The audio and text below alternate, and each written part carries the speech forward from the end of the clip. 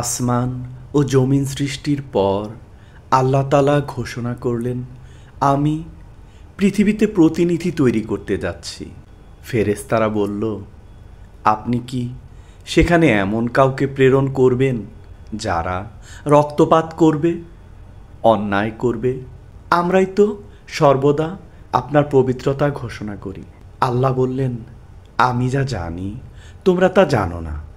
মানুষকে কি দ্বারা তিনি সৃষ্টি করবেন এ সম্পর্কে আল্লাহ তাআলা বলেন, নিশ্চয় আমি গন্ধযুক্ত কাদার শুষ্ক ঠনঠনে মাটি দ্বারা মানুষ সৃষ্টি করব।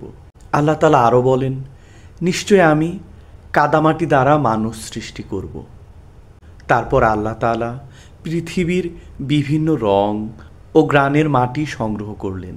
সেই মাটি থেকে ধীরে ধীরে এক আকৃতি তৈরি করলেন। বহু বছর সেই আকৃতিকে শুকিয়ে রাখা হলো কালচে মাটির মতো। অবশেষে আল্লাহ তাতে নিজের পক্ষ থেকে রূহ ফুঁকে দিলেন।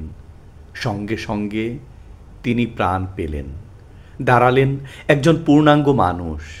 তিনি হযরত আদম আলাইহিসসালাম। এভাবেই শুরু হলো মানব জাতির ইতিহাস। আল্লাহ তাকে জ্ঞান দিলেন, সকল বস্তুর নাম শেখালেন। আদম আলাইহিসসালামের মধ্যে আল্লাহ দিলেন জ্ঞান, বুদ্ধি এবং আল্লাহ ভীরুতা।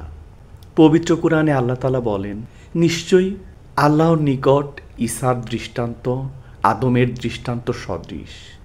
তিনি তাকে মাটি থেকে সৃষ্টি করেছিলেন, তারপর তাকে বলেছিলেন হও, আর তিনি হয়ে যান।